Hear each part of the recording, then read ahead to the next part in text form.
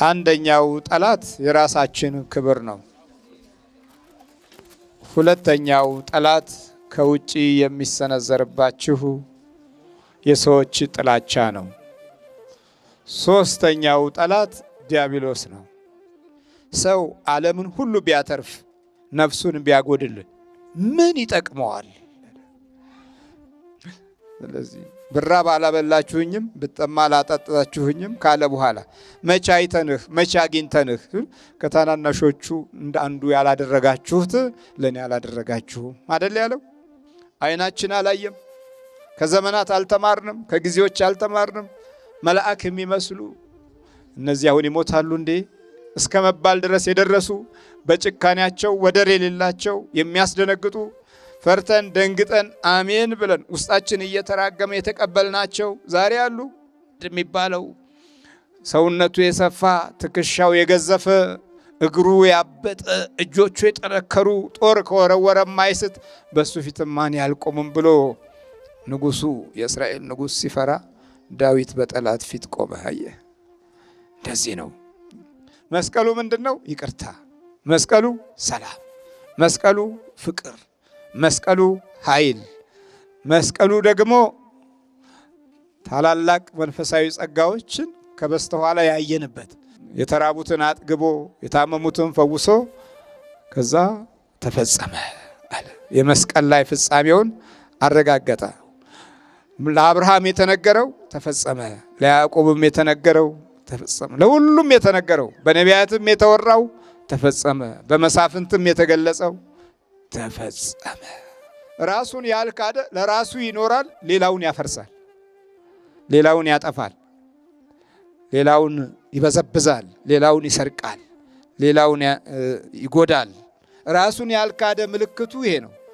ነጠላ ለመተት እንቆርጣለን፣ የውስጥ ገላ እንፈልጋለን፣ በየሰው ደጅ ሄደን እናደባለን፣ ደም እንረጫለን፣ አይጥ ገንዘን እንጥላለን፣ ዶሮ ጠመዘን እንወረውራለን፣ እርጉፎ ፈጫሳ መቺሳ ምናምን እያደረግን ከመናፍስት ጋር የተቆራኘ ህይወት እንኖራለን።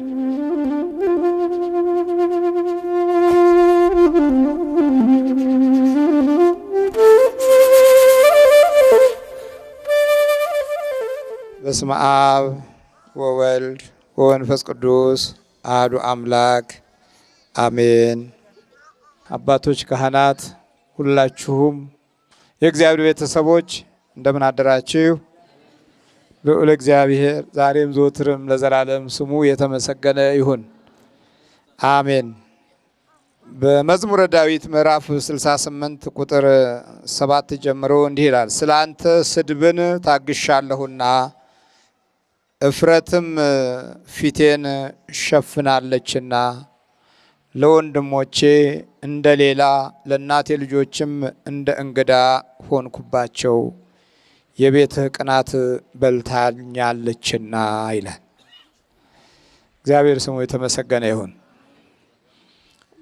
እግዚአብሔርን በመያዙ ዳዊት ብዙ መከራዎች ገጥመውታል። ለየት ስትሉ ወደ እግዚአብሔር አምላክ መቅረብ ስትጀምሩ ሶስት አይነት ጠላቶች ህይወታችሁን ይፈታተናሉ። አንደኛው ጠላት የራሳችን ክብር ነው። ሁለተኛው ጠላት ከውጪ የሚሰነዘርባችሁ የሰዎች ጥላቻ ነው። ሶስተኛው ጠላት ዲያብሎስ ነው። እነዚህ ሶስቱ ተዋጊዎች መንፈሳዊ ህይወትን በማዳከም ለዘመናት የቆዩና አንዳንዶቹም በእነዚህ ፈተናዎች መብዛት ምክንያት ተስፋ ቆርጠው ከእግዚአብሔር አምላክ መንፈሳዊ ዓላማና ፍላጎት ተለይተዋል።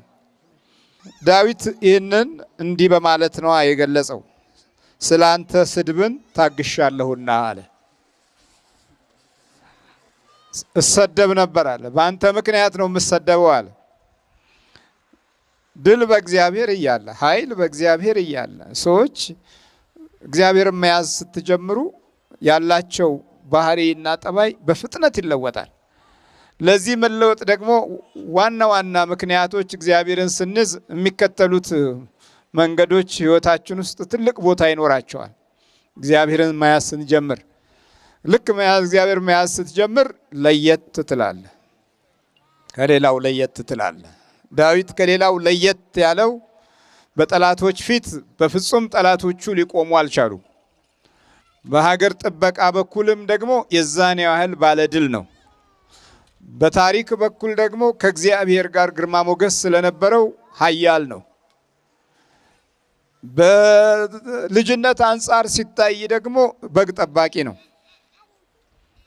የኃላፊነት ድርሻውን በተራ መንገድ ሲታይ በግ ጠባቂ፣ በጎች አሰማሪ ነው።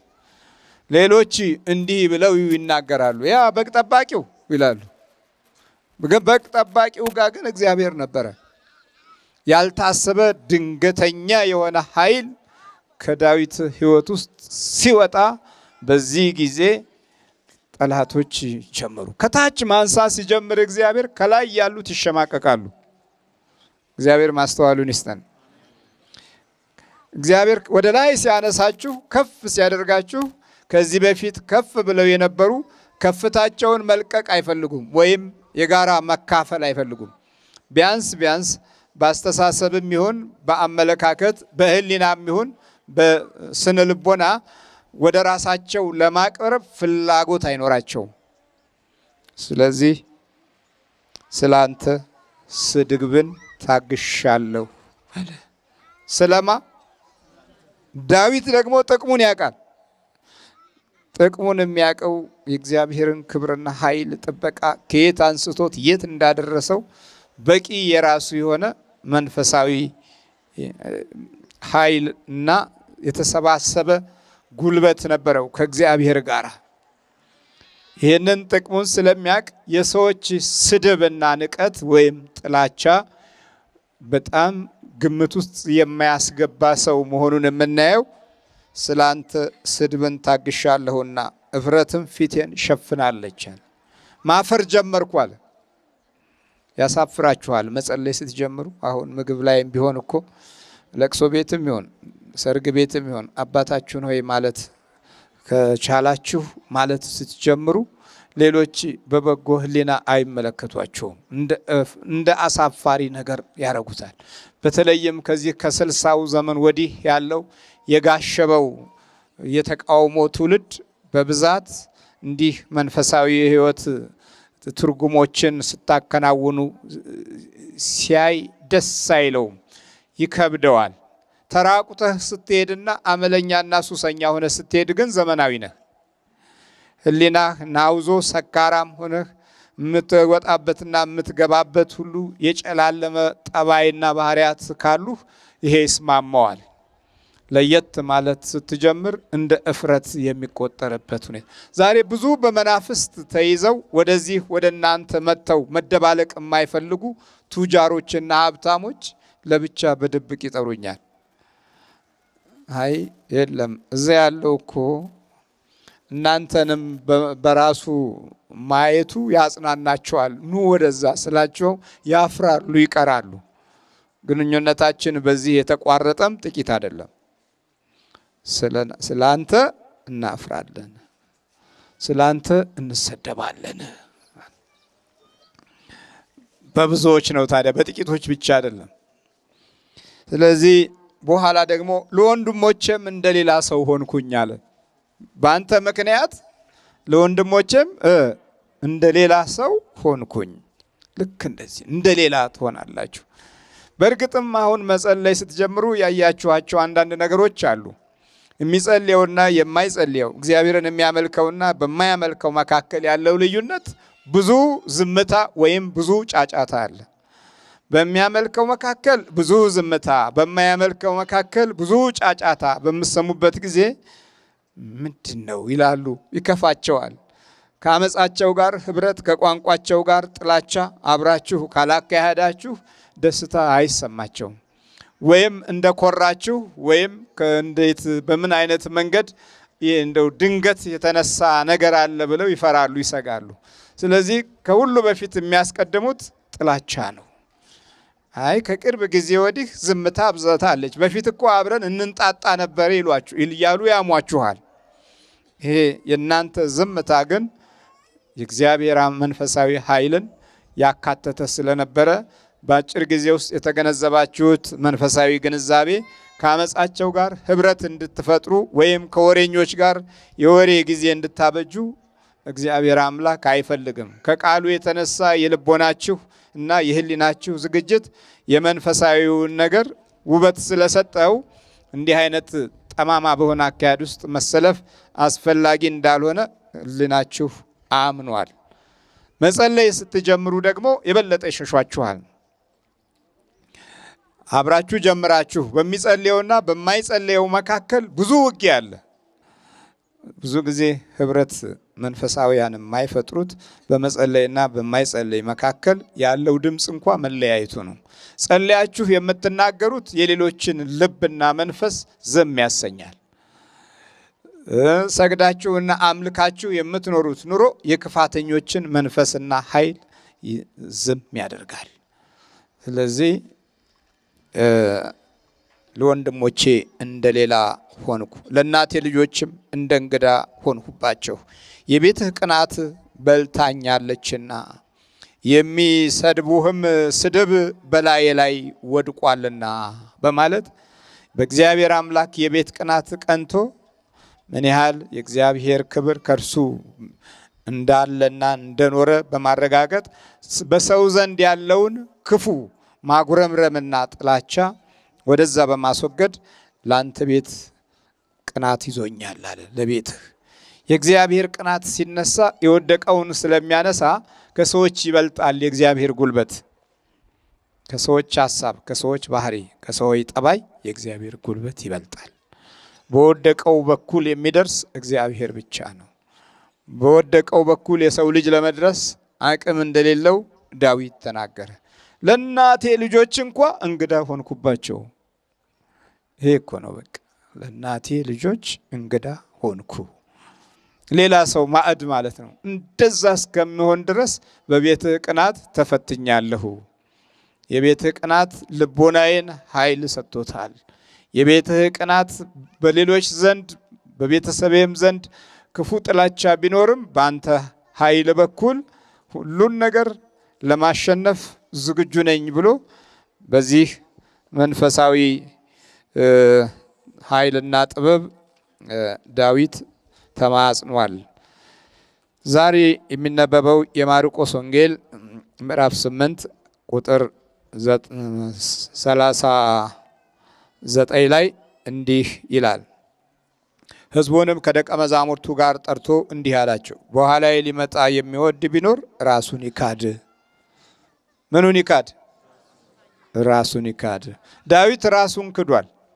ዘመዶቹም ሲክዱት ስለ እግዚአብሔር ራሱን ስለካደ እፍረት ተሰምቶኛል ብሎ የነሱን ይቅርታ አላለም።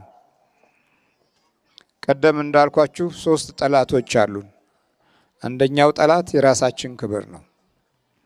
የራሳችንን ክብር ለእግዚአብሔር ክብር አሳልፈን ስንሰጥ መንበርከክ እንለምዳለን፣ መስገድ እንለምዳለን። በዚህ መካከል ዳዊት አንድ ወቅት ላይ በእግዚአብሔር አምላክ ድልና ክብር ከበሮ እየመታ እግዚአብሔርን ሲያመሰግን እንዴ አንተ እኮ ንጉስ ነህ አለችው ሜልኮል። አንተ እኮ ንጉስ ነህ፣ እንዴት እንደዚህ ወደ ታች ወርደህ ከበሮ እየመታህ ትዘላለህ አለችው። ንጉስ ነህ አለችው። ክብሩን ወደ ላይ ከፍ እንዲያደርግ ገፋፋችው። እኔ ንጉስ መሆኔ አይደለም ክብሬ እግዚአብሔር ነው አለ። እግዚአብሔርን አከበረ። እርሷ ይህንን በመናገሯ መካን ሆና እስክትሞት ድረስ አልወለደችም። በእግዚአብሔር ክብር ላይ ስለተነሳሳች፣ በእግዚአብሔር ክብር ላይ ቦታ ስላልሰጠችው፣ ለክብር ቅድሚያ ስለሰጠች መካን ፍሬ አልባ ሆና ኖረች።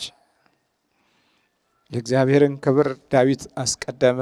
በሚስቱ ፊት የነበረው ዝቅ ብሎ የታየበት ሞገስ ለዳዊት ታላቅ ጸጋና ኃይል ሆኖ ተቆጠረለት። ንጉስ እኮ ነህ።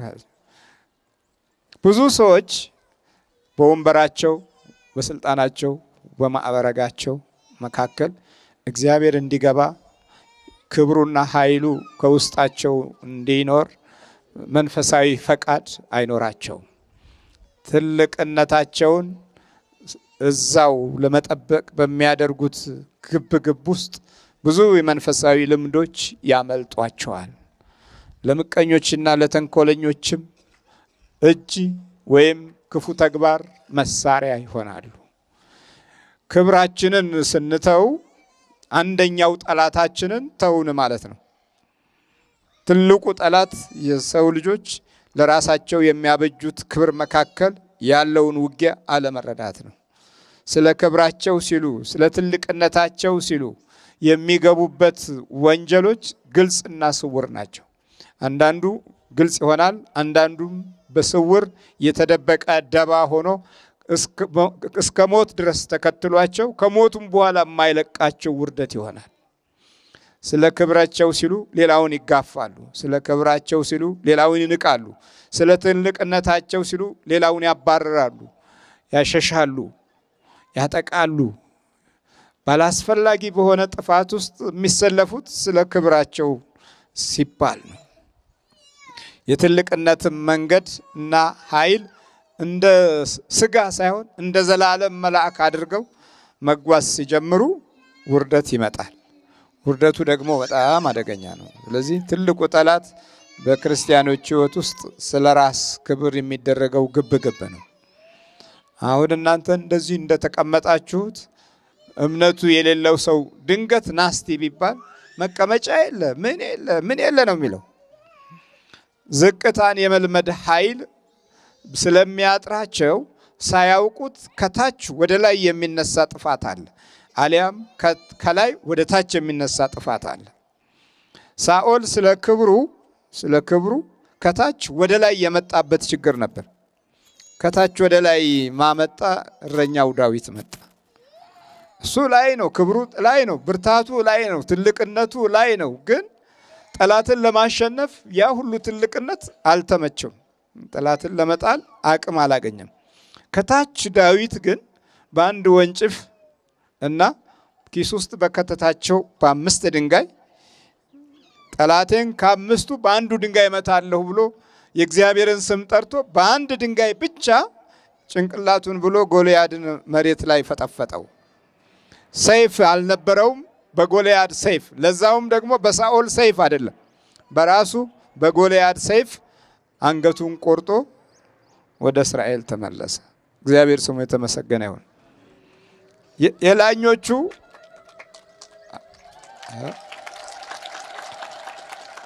እግዚአብሔር ከላይም ከታችም ሊሰራ እንደሚችል ግን ማገናዘቢያው ሰዎች ራሳቸውን ክብር ትተው ለእግዚአብሔር ታዛዥ ሲሆኑ የዚህን ጊዜ ከላይም ይሰራል ከታችም ይሰራል። ከላይ ስለ ክብር ብቻ ሲመጻደቁ ከታች ደግሞ እግዚአብሔር ይቀድማቸዋል። ከታች እግዚአብሔር ቀደመ አልቀደመም?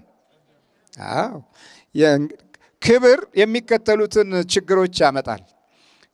አንደኛ ስለ ክብርህ ስትል የምትሰጠው ጊዜ ጠላት ለማጥቃት ይመቻችበታል። ሁለተኛ ስለ ክብርህ የምትፈጥራቸው ጠላቶች እየጨመሩ ይመጣሉ። ጠላት እየጨመረ እየበዛ ይመጣል። ሌላው ክብርህን ለመጠበቅ ጦርነት ውስጥ ትገባለህ።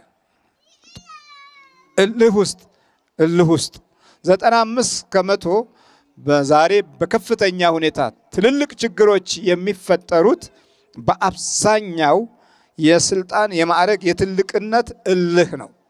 የትልቅነት እልህ በጣም አደገኛ ነው። እኔ ቀድማለሁ ከኔ በላይ የለም በምንልበት ጊዜ ከታች እግዚአብሔር ይጀምራል። ከታች እግዚአብሔር መጀመር ከቻለ ደግሞ ማንም ሊያውከው ማንም ሊከለክለው አይችልም። በተናቀ ስፍራ እግዚአብሔር ይጀምራል። በተጠላ ቦታ እግዚአብሔር ይጀምራል። እና ምንም ግምት ውስጥ ባልገባ ሁኔታ ውስጥ እግዚአብሔር ስራውን መስራት ሲጀምር ከዛ ትልቅነት ባዶ ይሆናል። አሁን የበለጠ ሳኦል የተጨነቀው ራሱን ስላልካደ፣ ዳዊት ራሱን ስለካደ በጠላቱ ፊት መቆም ቻለ። ሳኦል በጠላቱ ፊት ሰልፍ መግጠም አልቻለም። ፈራሁ፣ ደነገጥሁ አለ።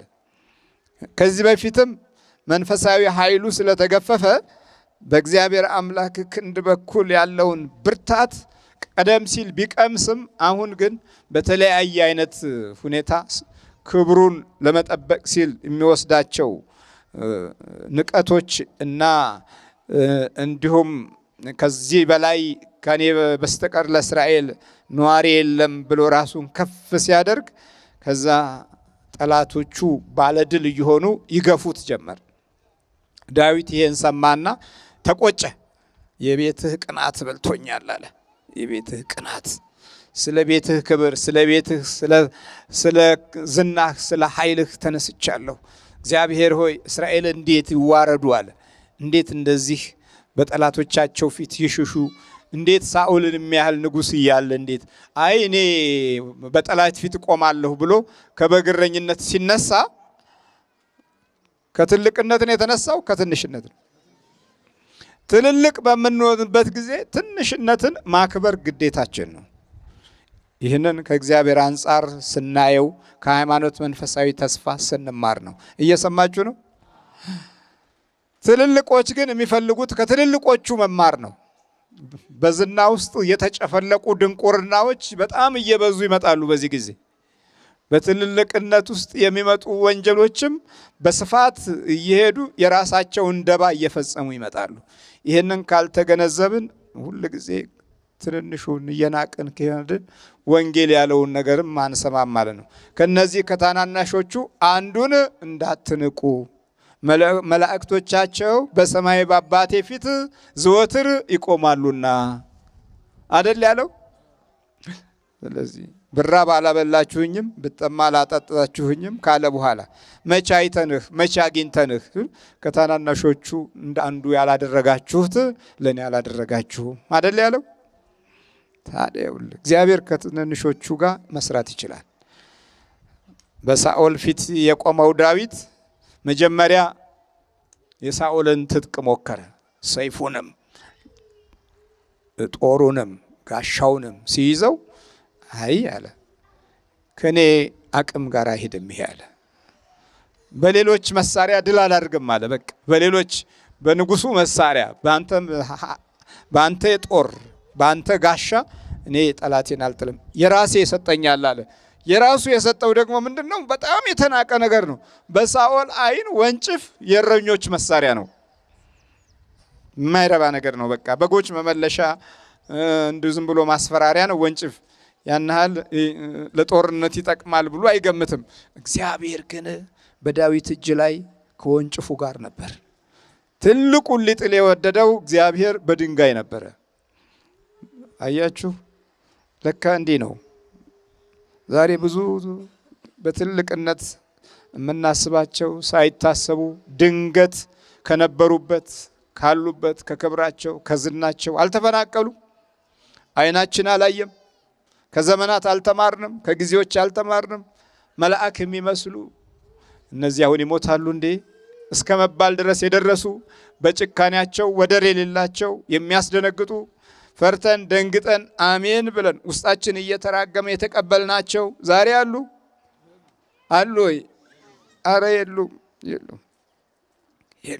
ይሄ ዘመን ጊዜ ያልፋል ወይ ብለን እንደውም አያልፍም፣ ይሄ ለምጽአት የሚቆይ ዘመን ነው ብለን የተጨነቅንበት ዘመን ጊዜ ሰዓት አላለፈም። በኑሯችንም በቤተሰባችንም ውስጥ እንደዚሁ የሚያስፈራሩን የሚያስደነግጡን መውጫ መግቢያውን ገሃነም ያደረጉብን ሰዎች አሉ። አሁን የሉም እኮ የሉም። እግዚአብሔር ከትንሽ ይነሳል በትንሹ። ከዛም በኋላ የራሱን ትጥቅ ተወና ራሱን የካደው ዳዊት በእስራኤል ፊት ሳይሆን በጠላቶች ፊት መቆም ጀመረ። በእስራኤል ፊት የሚቆመው ንጉሱ ነው። ንጉስ ሆይ 1000 ዓመት ንገስ የሚባለው ሳኦል ነው። አሁን ግን በሳኦልም ፊት በጠላት በጎልያድም ፊት ንቀት አለ። ሁለቱም ጋር ንቀቶች አሉ። የማይናቀው ግን እግዚአብሔር ኃይል የሰጠው እረኛው ዳዊት ነው። አንዳንድ ጊዜ በተማሩ ሰዎች ሀገር ትለወጣለች ብለን ለማስተማር ያደረግናቸው ጥረቶች በጣም ጎልቶ የሚታይበት ዘመን አሳልፈናል። እነዛ ተማሩ ያልናቸው ልጆች ደግሞ መልሰው አንዳንዴ በወንበሩ ላይ አንዳንዴም በስልጣኑ ላይ ባንተ ህይወት ላይ ሲጋልቡ ደግሞ ይታያል። መማር እንደዚህ ነው እንዴ ለካ፣ ማወቅ እንደዚህ ነው እንዴ ለካ ብለው በደከሙት ድካም እንባቸውን ያፈሰሱና አልቅሰው ከቢሮ የወጡ ስንት ዘመዶች አሉን።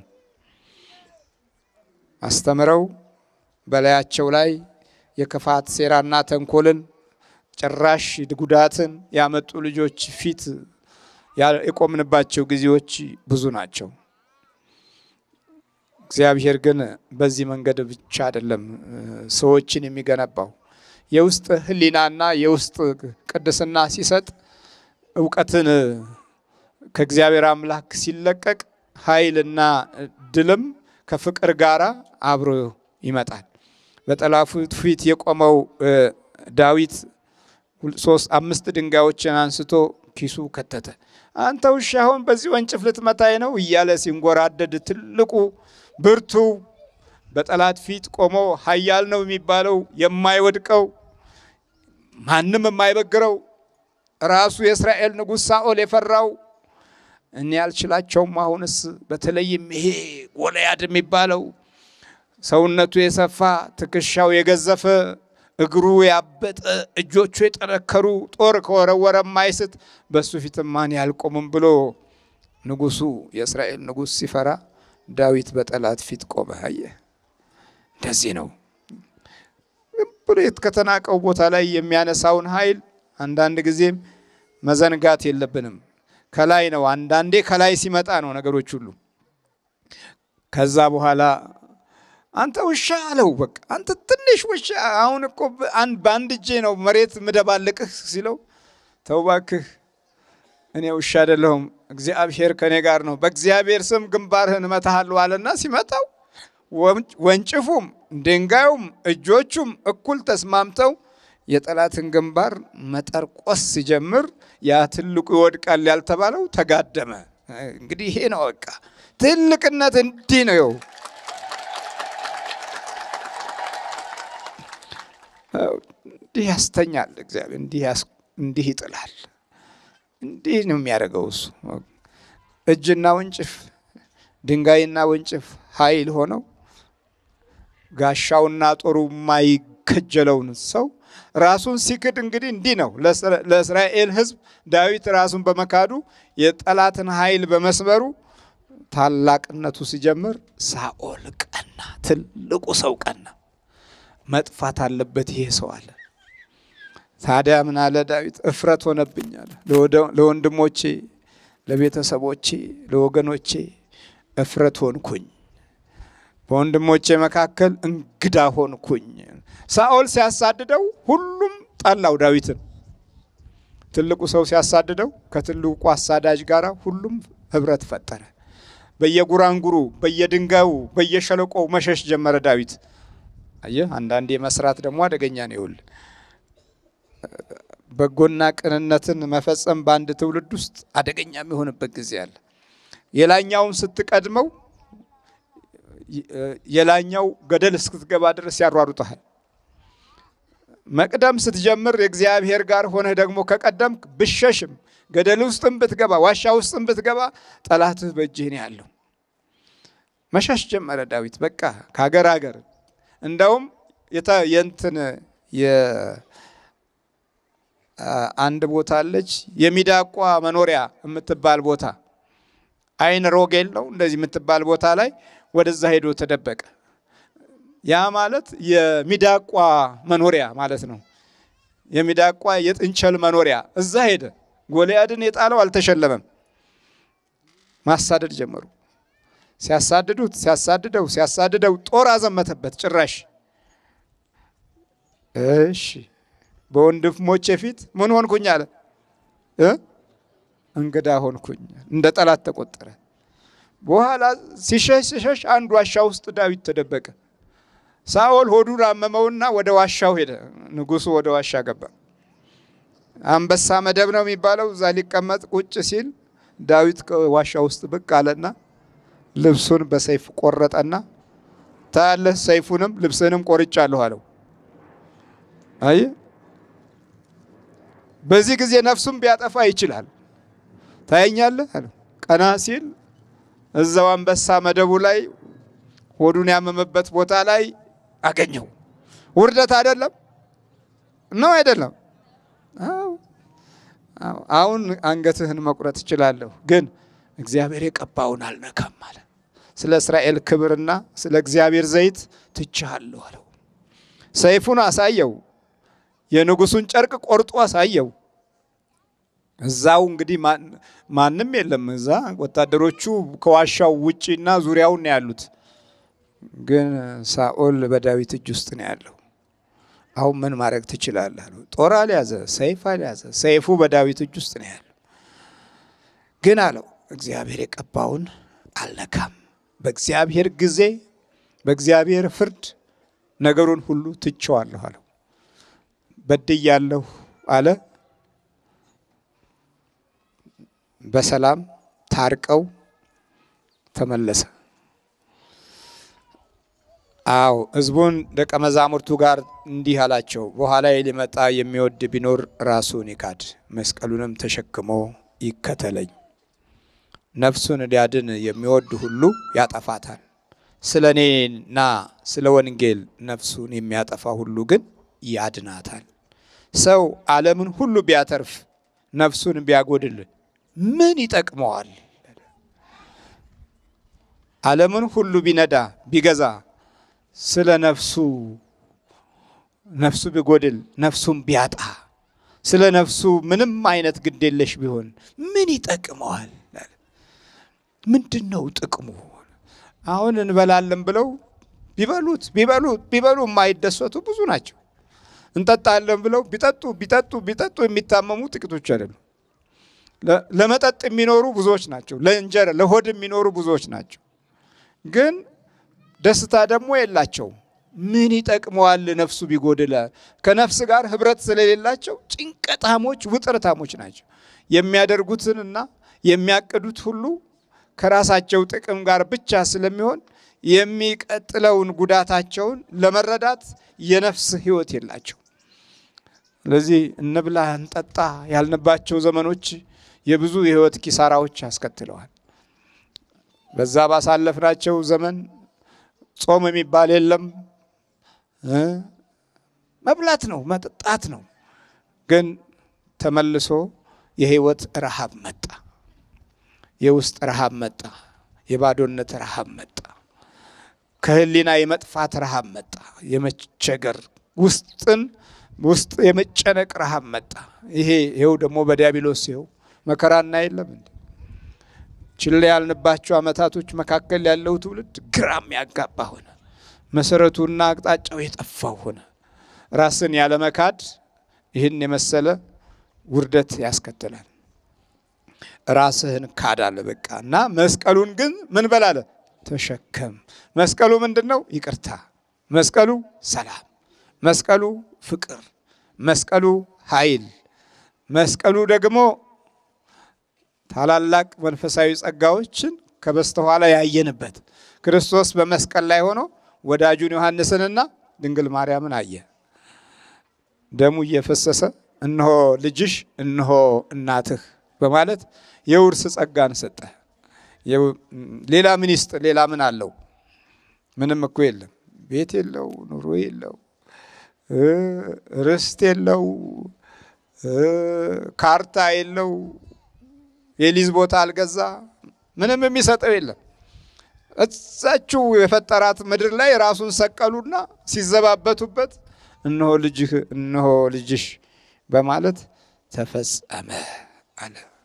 የአዳምንም የአብርሃምንም የይስሐቅንም የያዕቆብንም የእስራኤልን ዘር ሁሉ አጠቃላይ የመጣበትን የህይወት መንገድ ትርጉሙንና ፍቺውን ከሰጠ በኋላ ከድሆች ጋር በልቶ ድሆችን አንስቶ የወደቁትን አሾሞ የባከኑትን እና የተበተኑትን ሰብስቦ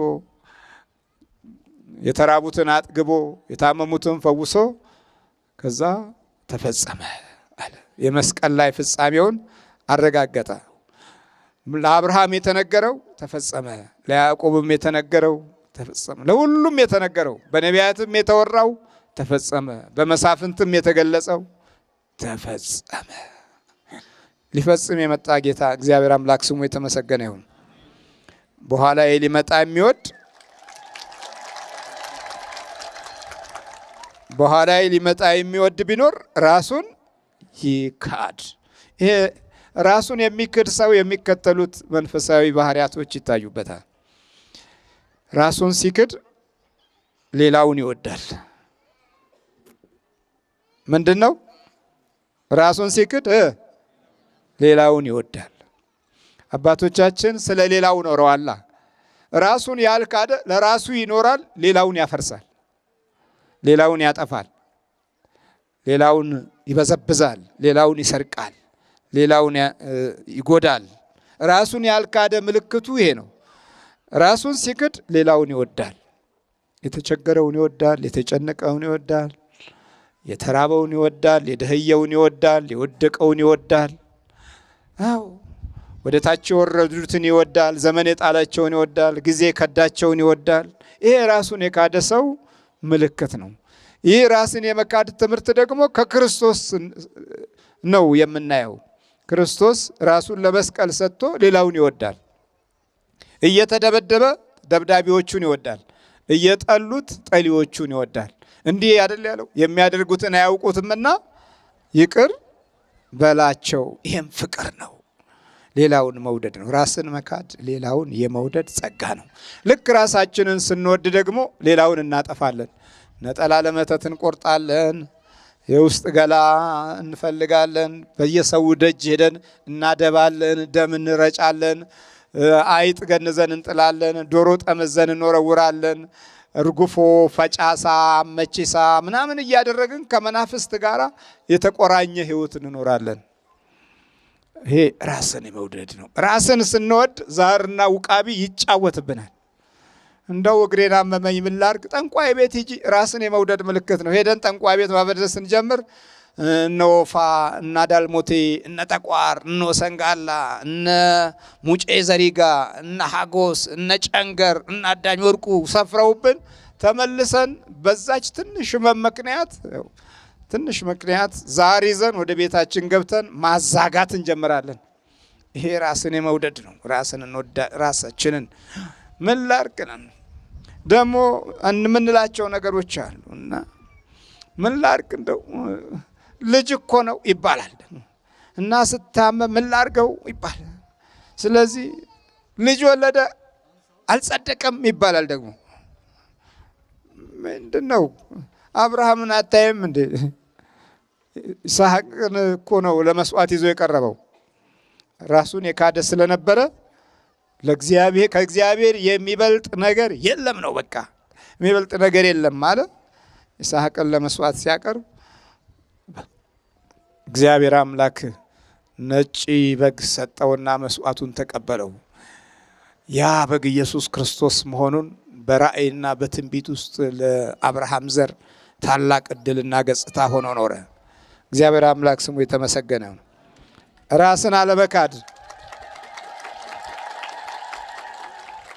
ራስን አለመካድ ሌላው ደግሞ ትልቁ ጉዳት ራስን አለመካድ የሌላውን ጥቅም ማጥፋት ነው። የሌላውን ጥቅም ማጥፋት። ራሳቸውን የማይክዱ ሰዎች የናንተን ጥቅም እድገት አይፈልጉም። ስለዚህ የናንተን እድገት ወደ ታች ለማውረድ ወደ ገደል እንዲገባ ለማድረግ ባለ በሌለ ጉልበታቸውና ተንኮል ይጀምራሉ። በተለያየ አይነት ዘዴ በመቀኝነት መንፈስ ይነሱባቸዋል። ይሄ ራስን ያልካደ የሌላውን ጥቅም ለማጥፋት በሌላው ለመጠቀም የሚያደርጋቸው ክፋቶች አንዱ መግለጫ ነው። ክርስቲያን ራሳቸውን ካልካዱ በጎረቤቶቻቸው ላይ ክፎች ይሆናሉ። እድገታቸውን አይፈልጉም፣ ማግኘታቸውን አይፈልጉም፣ ሰላማቸውን አይፈልጉም። ይሄ ራሱን ያልካደ የክርስቶስን ፍቅር በሰውነት ውስጥ ያልያዘ ያልተሸከመ ራሱን ያልካደ ሰው መስቀሉን አይደለም የሚሸከመው፣ ነገር ነው የሚሸከመው። የሚሸከመው ምንድነው?